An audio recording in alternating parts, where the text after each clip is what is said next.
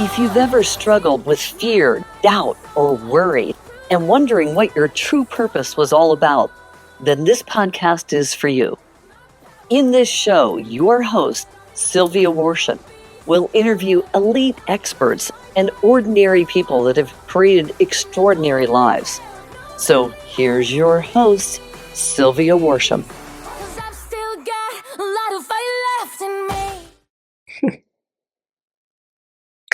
Hey, Lightbringers, it's Sylvia Worsham. Welcome to Released Out, Reveal Purpose. And today is Nona Djavid. And so I should have asked you how to pronounce your last name. And when I read her Calendly introduction, I was really blown away because the alignment into how the show is set up really spoke volumes in the way she answered those questions. So without further ado, Nona, thank you so much for joining us today on Released Out, Reveal Purpose. Yes, thank you for having me. We were just chatting right before. It seems like so much alignment already, so I'm excited to dive in. I am very excited, and I'll tell you why, because when you said the line that really caught my attention is it's not about strategy, it's about surrender. That really spoke to me because it's been a line that's been resonating with me for the last couple of weeks.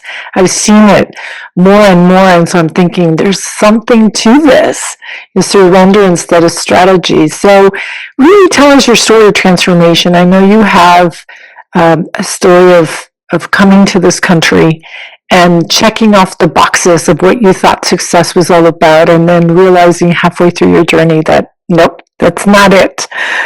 So do tell us your story of transformation. Yeah, totally. I want to start by saying that I'm no expert in surrender or trust, but what I am is a student of trust. As a matter of fact, if anyone's watching this on video, I have a tattoo that says trust on my arm. Constant reminder to trust and surrender and to lean into the vision for the future. So didn't always start out this way. As you brought up, I was born in Iran. I moved to the United States when I was 16 years old, and I didn't speak a word of English. And then I jumped into high school, and I was then a senior in high school. I skipped a year, and now I'm a senior in high school, barely speak a word of English. And, and also coming from Iran, my parents, they sold everything and they brought their entire life savings to the United States. But because of the currency exchange rates, we basically hit poverty levels immediately as soon as we literally landed in Los Angeles. So there were a lot of complex emotions that had happened at the time, which then I'll kind of fast forward to the story and bring us back to this point that were pivotal in my story of struggle, as well as my story of sort of, the phoenix rising, if you would.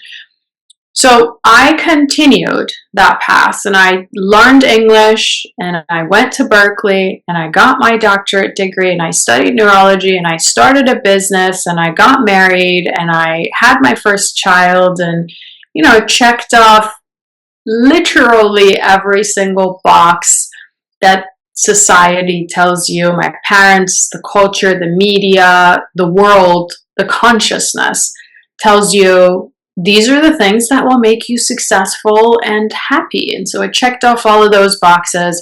And I remember one day I had a business that was really successful. So I took a call with my team members and 13 team members at the time, went over some numbers, like a typical day, put my son to sleep. He was just born. He was a brand new baby at the time.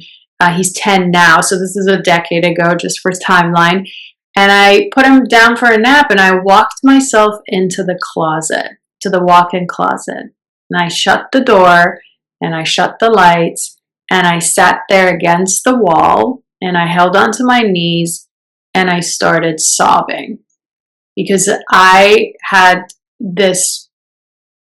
built this life and this business and this marriage, and I'd given it all of what I had. I built it based on strategy, I'm going to set goals, and this is what I'm going to do next, and this is what I'm going to do next, and here's how I'm going to do it. And I had built it from a place of scarcity and not enoughness. Not enoughness. So while this was nearly a 7-figure business, while I was married to a great man, I was completely unhappy, unsatisfied, unfulfilled, broken, alone. And I had this, what I call a God moment, plug in whatever you believe in, but I had a God moment in the closet where I realized what I had been doing was not going to work. I mean, this could really be the end as I'm sitting in the closet, or I thought perhaps this could be a beginning to something. But if it was going to be the beginning to something, I would absolutely have to do something that was different. And I remember in those series of moments that I was completely burnt out, thinking, well, what was it that I truly wanted to experience as a little girl before I became a mom, before I had to nurture everybody, before I had to overgive, and before I became a wife, and before I became a doctor or a student? Before any of those roles were taken, why did I come here? Why did my soul choose to arrive and expand? What did I come here to experience? And I remember having a vision that wasn't the first time that I had the vision, but there was one distinguishing factor. So when I was a little girl, as we all kind of dream about this really magical life, and in my case, I love to travel and adventure, and I love to have an impact in the world that is meaningful. I wanted to be in love. I wanted to travel with my kids, and I wanted to be present with my children, with my family. None of those did I have in that moment. But this time, and this was a vision I had had before, but this time I made a decision to continue, and this is where surrender plays a role, to continue to say yes to the vision and to continue to surrender to the vision that I had had for, perhaps all of my life, instead of asking, well, who do you think that you are? Or that's not possible. Or you're sitting in the closet. Why do you think that you're going to have this level of life or this level of freedom or this level of impact? So instead of questioning the vision and allowing the noise to get in my head and in the way of the vision, to continue to surrender to the vision, which to me in that moment meant to say yes to the vision. The other difference in this particular area as I moved forward was, instead of approaching the vision from a place of strategy, like, how am I going to do this? What are step 1 through 10? Instead of approaching it from strategy and approaching it from a place of scarcity and not enoughness, I made a decision to approach it in a state of ease and love and fun and joy and freedom. So I was going to get to my vision without struggle, which is what I had been doing up until that point. It was really to surrendering why we're all here, to experience all the range of the emotions, but having the ability to choose the next energy, the next frequency. I find it interesting because I had several questions that came up as you were speaking. And first off, what a powerful testimony. Mm-hmm. I could visualize you in that closet. I could put myself there and think, if I had what she had and experience that unhappiness, I would totally break down as well. So very relatable. Thank you for sharing that, first off. My question is, how easy was it for you to just be and not do? Thank you for asking that. I make it a point every time I share this story. And also, thank you for validating me, because it did take me a long time to share this story. And I find that it's very healing. I never thought it would bring the healing that it's brought for me since I started sharing this story or any level of vulnerability. And thank you for asking the question. Like, how did you get into the being? Was it difficult to do? How long did it take? So I always make it a point to say it's not an overnight decision, or it's not an overnight success. We're talking, I mean, in the past decade, a divorce, sold business, lost $500,000, revamped and redid the business. You know, I mean, there's so many different things. Met the love of my life, traveling the world. So like all of these things have happened in a span of 10 years, so over a decade now. And I think the key, though, was walking out of the closet and not just choosing to surrender and say yes to the vision when I'm inspired or when I'm fired up or when I'm happy, or it was, and this was the challenging part, but really a commitment to choosing surrender and choosing ease and choosing joy in the moments of doubt, in the moments of fear. And I think that was really the key that I had recognized. I was going to master myself. I wasn't going to master the strategy and figure out some external strategy that was going to get me to the next level. I was more focused on how can I master myself moment by moment. And it took a while, and I'm still working on it. I think we always work on it until the day we die. You know, I'm glad, I call it a graduation of sorts into heaven, because for me, I'm very faith-based, and the faith has really kept me on a different path than my first act. The first act, like you talked so eloquently on, it's based on fear. And my first mastermind is freedom from fear. What does that look like? Because a lot of people, fear is addictive. If you think about it, it has a lot of energy. We know how to handle fear. We've lived with it. We lived with the scarcity mindset. We know how to strategize out of there.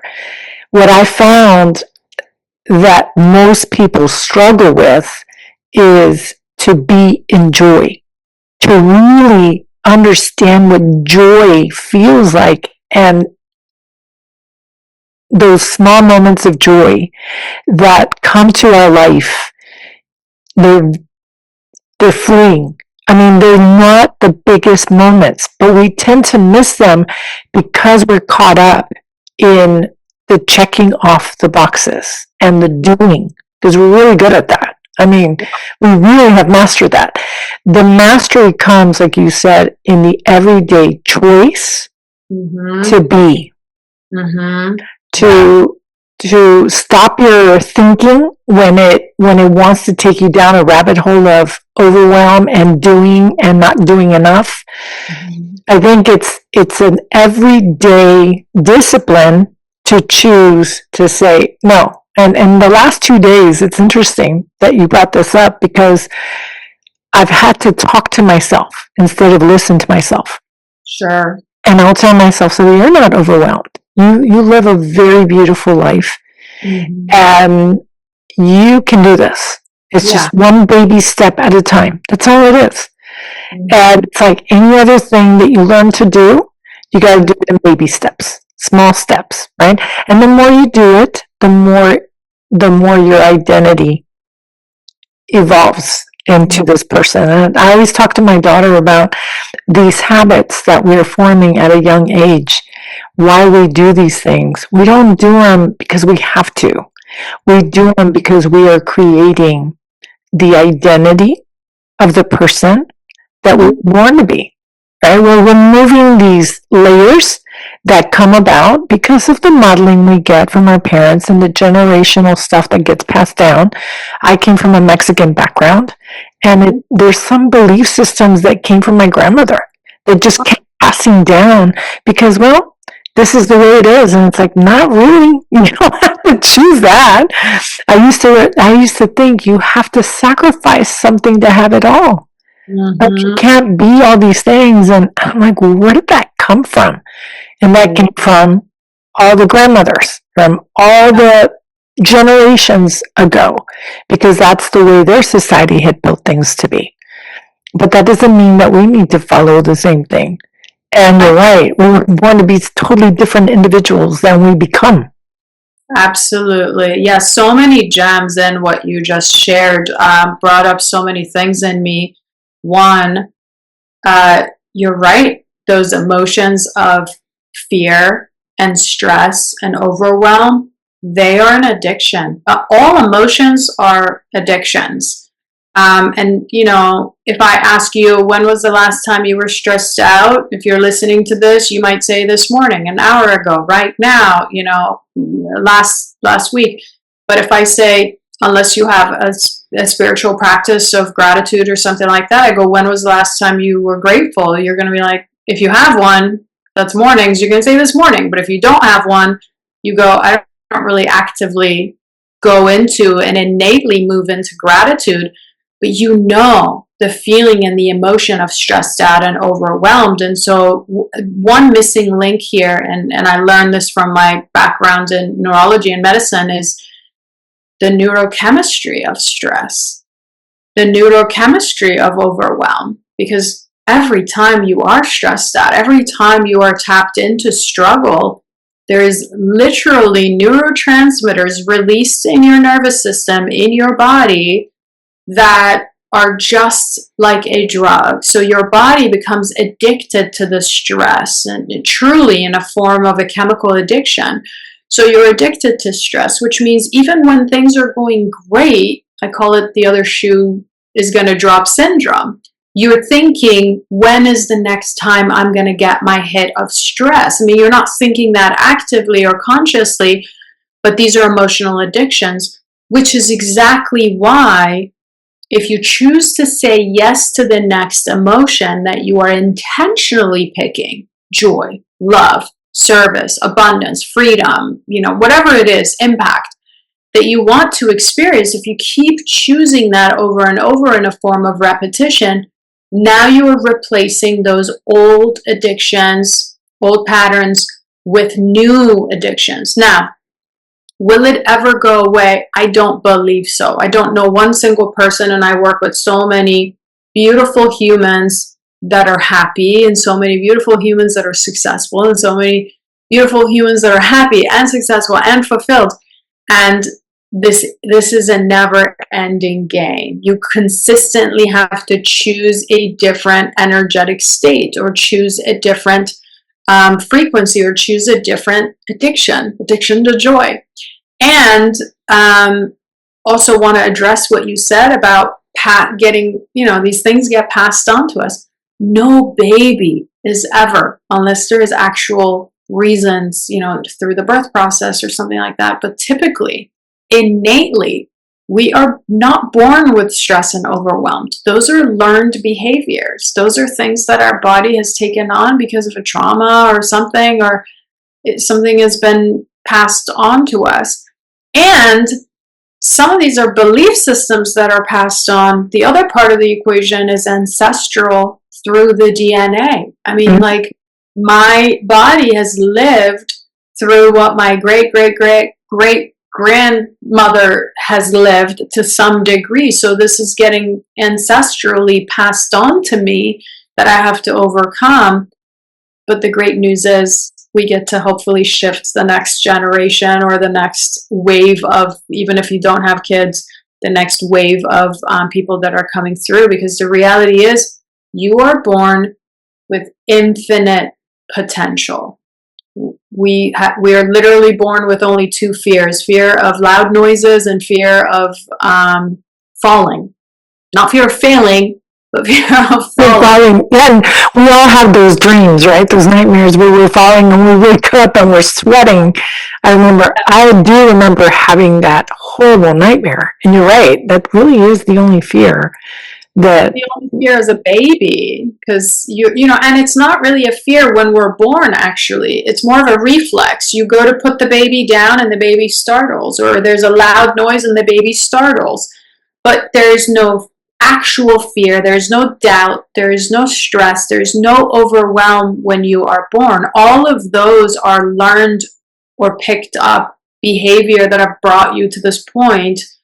So if you're struggling in your life, or if you're stuck in your life, it's time to unhook from those and really hook on and surrender into the vision that you may have had for a lifetime, or a new vision for the future.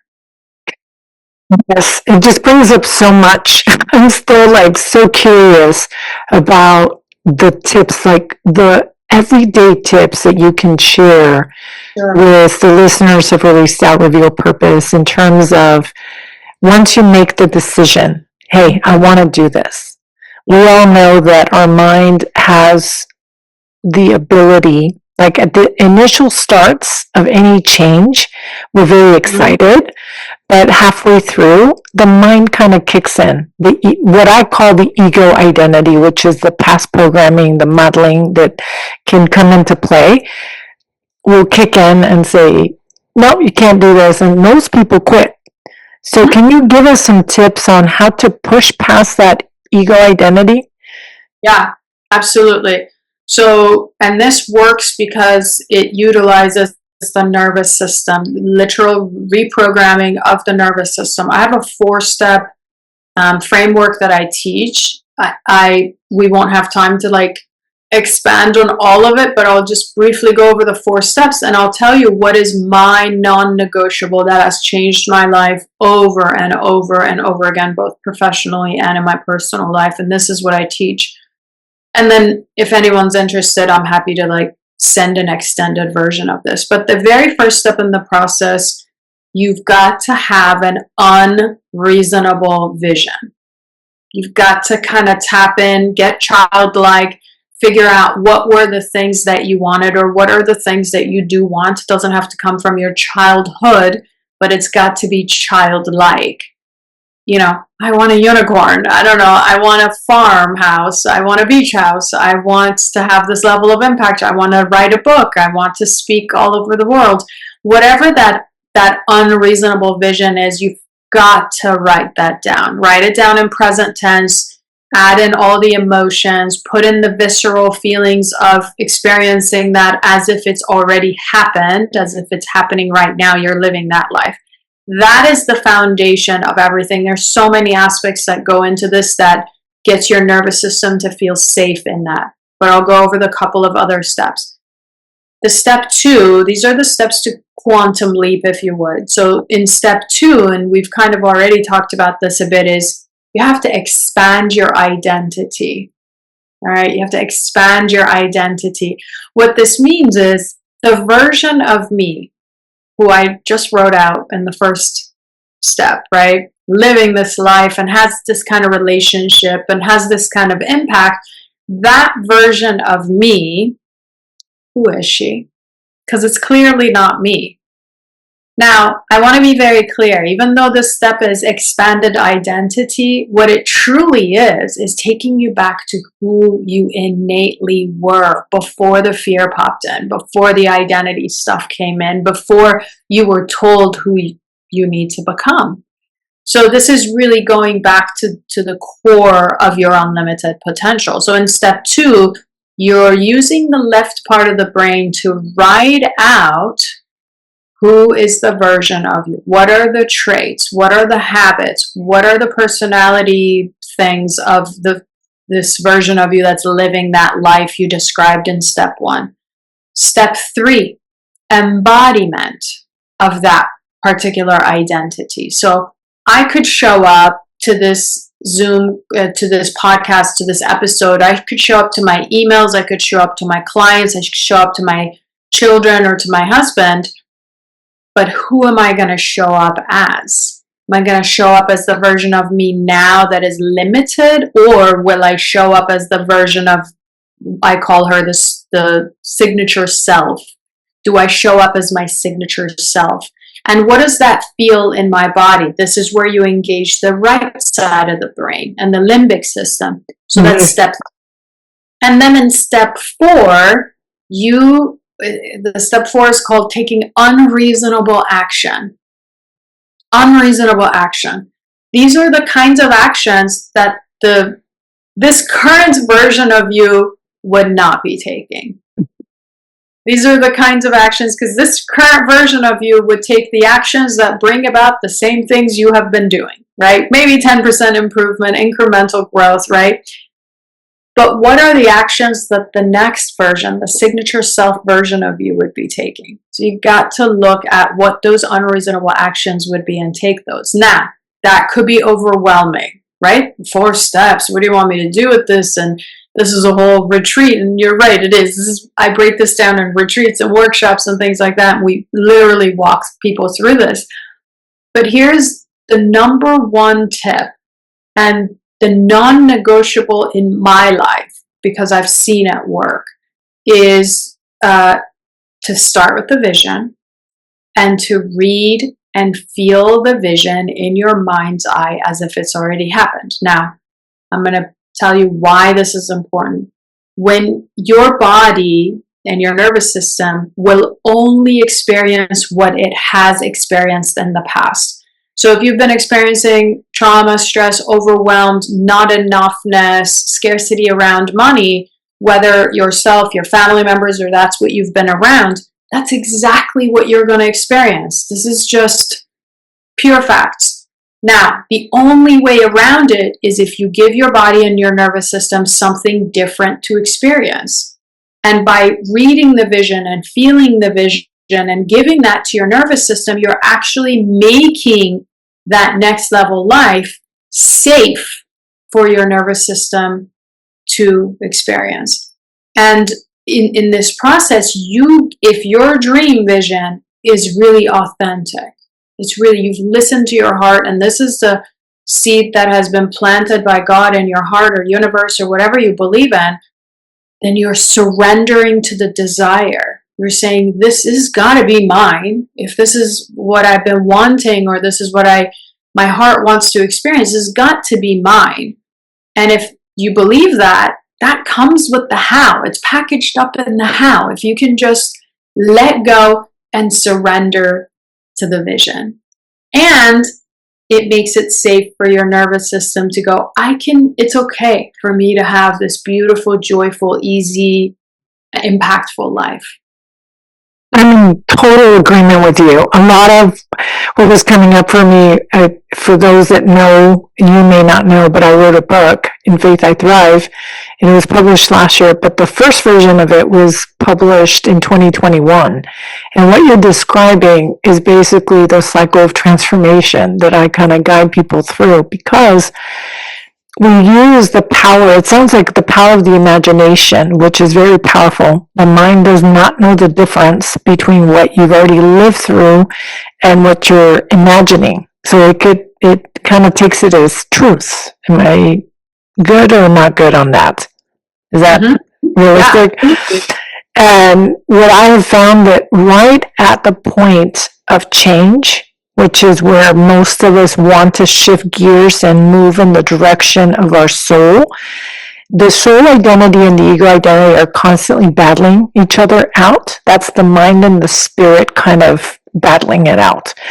And what really makes the difference is the desire that you feel on the inside, that is gearing you to move in the direction of your soul and where the soul is guiding you to. And that's the soul identity in my book, is the identity that you were created to be before the trauma, before the modeling, before all of these layers kind of clouded your view. Mm-hmm.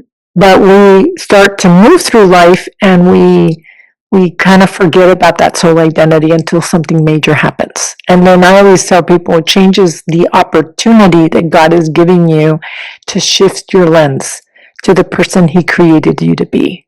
And He starts to guide you into your own light, which is where joy resides, in the present moment. It's not in the future. It's not in the past, like some of us are constantly living in and stressing about, but rather in the present moment. And that's where I'm thinking, my goodness, there's so much alignment here, because you're right. You gotta adopt that identity. And when you do that, all of it starts to flow. It's not hard anymore. The hard part is when the mind kicks in and tries to stop you from stepping into that vision, because it's that It's those subliminal messages that you constantly receive that you cannot do this unless you have all these other things. And when we see that, we're like, that's not who we are at all. And that requires a lot of energy and a lot of pushing past, versus the other side where you just surrender. You don't strategize, you surrender to it. Mm-hmm. Yes. Interesting. The soul identity is a full surrender, and it's a daily surrender.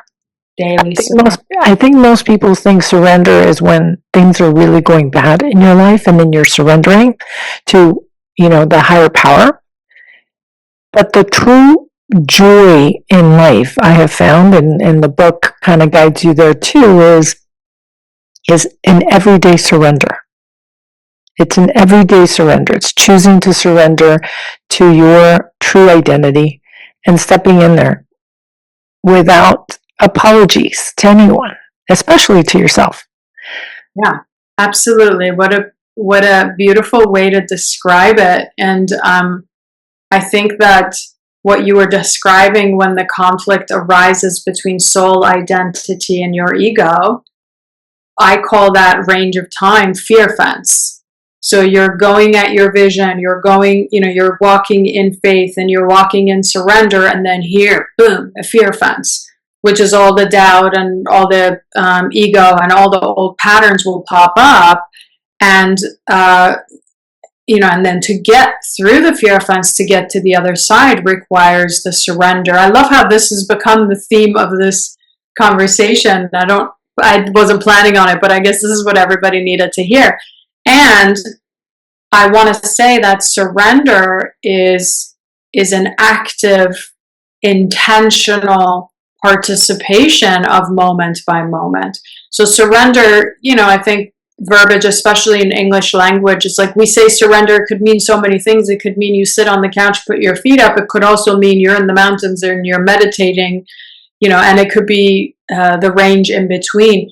But one thing is for sure is when we're talking about surrender, at least I know this will align with you probably too, and you can disagree. But for me, surrender is an active participation of letting go of the desire.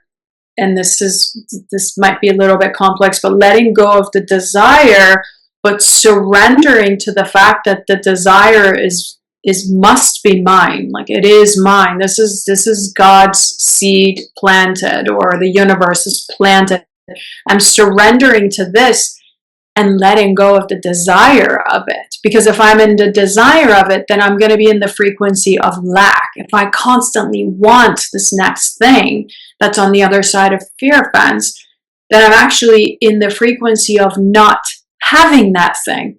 But if I'm in the frequency of surrender in that vision, that this vision's got to be mine, it must be mine if it's in my heart, and if I continuously surrender to it, I no longer am in the frequency of desire, which means that next level thing is here right now. It's unfolding as we speak. I'm no longer in the way.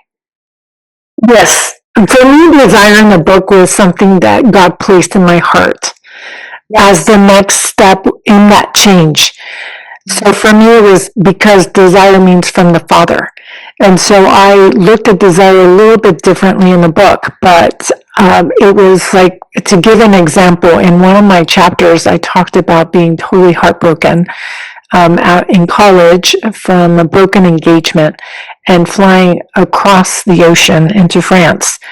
And this was a very big step for someone that's already, she's young, she is flying completely away from her safety zone and coming into a foreign country and is heartbroken at the same time. And I look back at that young girl, oh my goodness, I'm really proud of her, because God had placed a desire in her heart to be fluent in French and to actually get involved, like to live in France, and to immerse herself in that culture.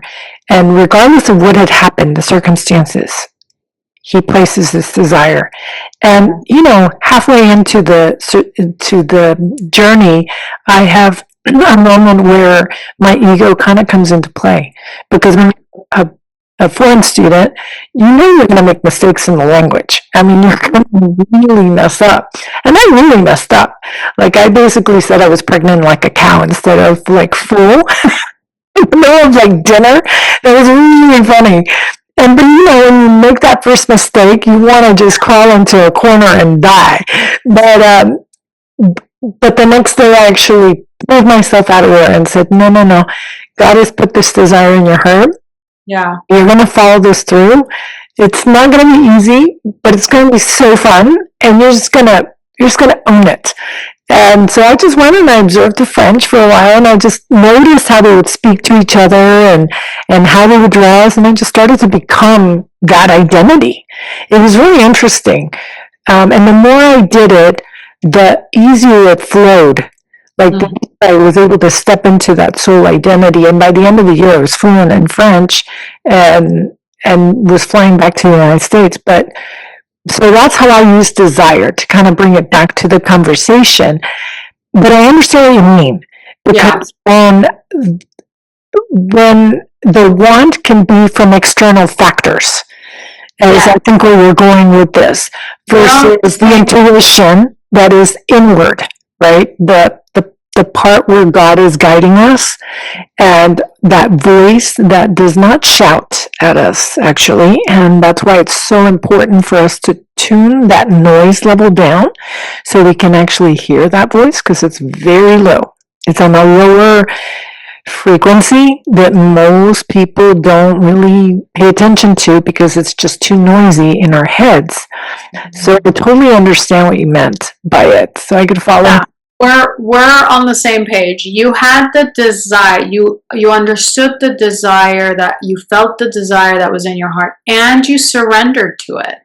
You didn't push to make anything happen. You weren't in lack. You just followed and you surrendered. And that's the difference. That's the difference between having a desire and surrendering to the desire because it's been planted, or I have this desire to take my business to the next level, and then I'm going to push and make the things happen. Yes, exactly. It's all up here. That desire is up in the head. The other desire is in the heart space. And there's a huge difference between the two. When it's here, it's being. When it's here, it's doing. And that's how I see the difference between the two desires. So I'm total alignment with you. And let's dive a little bit deeper into intuition, because I think this is a harder topic than most people realize. Guide us a little bit on that aspect from your perspective and how you guide your clients. When it comes down to intuition, I think, to be completely honest with you, I think for most people is creating space. Is creating space for to learn how to listen to intuition without the push. So what I mean by that is most everybody just runs through the day, does the things, and even if you have a spiritual practice of prayer, meditation, visualization, affirmations, anything like that, that's not space for intuition. Space for intuition and the practice of intuition shows up when you're sitting at a restaurant before you order, to pause and go internal and go, what would I actually want to experience in this moment? What does my soul, what does my energetics, what does my body want to experience in this moment? It's a process of going from the unconscious into the conscious. And we do not create enough space for intuition, which basically means our entire life, for most people, is ran by unconscious old patterns of just do the thing that has always been done, order the same food, drink the same water, have the same kind of coffee. And if you're not creating space for intuition, you're not developing your intuition. That there's too much noise out there for you to actually listen in to see what is real in that moment. And again, this from a practical perspective, I used to do this, but I'll kind of explain. So practically you could go, okay, I'm going to create space for intuition. I'm going to sit down for 10 minutes and really tap in and see what's in my heart, which is great. That's a great practice. But how is that playing out in your day-to-day activities before you sit down and answer the emails, before you pay your bills, before you sit down to play Legos with your children, before you go on a date with your husband? Are you sitting down and creating space in the daily life, in the chaos and the stresses of life? Are you creating space, even if it's in a moment or in a breath, for intuition? So I believe that that's the spiritual practice. It's not so much the hour of whatever we do in the morning. It's like, what are you doing right now when you got to get the kids ready and out to school and it's summer camp and, you know, all this chaos is going on? That's where it really matters, the practice. It does. And it matters. The more you do it, the more you become it. It's so natural to you. It's not like a to-do thing anymore. It's like, it's who you are. And I've been shifting as I move. I did a lot of gratitude journaling years and years ago. And now I feel the need to do it again because I feel like I've moved away from it, but it's something that's calling to me in my soul to do. And it's not this big to-do thing. It's just in the moment. If I see something beautiful, I'm grateful for it. And it just shifts my whole being around, like it just does. The prayer and the meditation, it's important. And for some people, it works to do it at the same time every day. For me, it's my first coffee chat of the morning with God. I just sit down, I have my cup of coffee, and I just chat with him, and I pray, and I read scripture, and I do the things that my soul is guiding me to do in that moment, preparation for the day ahead, because the day ahead is something that God guides us into. I know in the mornings I always ask him, how am I to show up for you? You guide me, let me know what I am to do, and give me clues along the way. And I find that when I do that, he does speak to me through people, through messengers. He spoke to me through you this morning as I was reading, and I thought, yeah, okay, that's him, and I know it's him. And so I know the topic of our conversation today because there's someone that is going to listen to this podcast episode. Of course. That's going to say, they're speaking directly to me. Mm-hmm. And this means something to me in this moment because it's what God needs them to hear to get them out of this darker chapter, out of that closet, like you described. In my case, out of that hospital room. Mm-hmm. How am I going to get out of here? You know, some people look at it and think it's so overwhelming to get out, but the truth is, it's all in your head. It's all in your mind. And when you stop listening to those thoughts and start speaking into that vision, that beautiful vision that you create, like you talked about, the more you do that, the more you become that person, and the easier your life will flow from that point on. And so I just find it's so amazing how he sent you to me in today of all days, and this week of all weeks. And so I always know there's always a timing to these things. Any last minute tips that you want to share with the audience, Nona? And how can people reach you too if they want to work with you? Yeah, absolutely. Thank you so much. I'm so honored that it had impact on you, and it was hopefully it is something that people needed to hear. I think the best way that people can connect with me, I love a personal connect. So if this conversation resonated with you, send me a message on Instagram. That's typically where I'm at, but really anywhere, LinkedIn, Facebook, anything, but Instagram.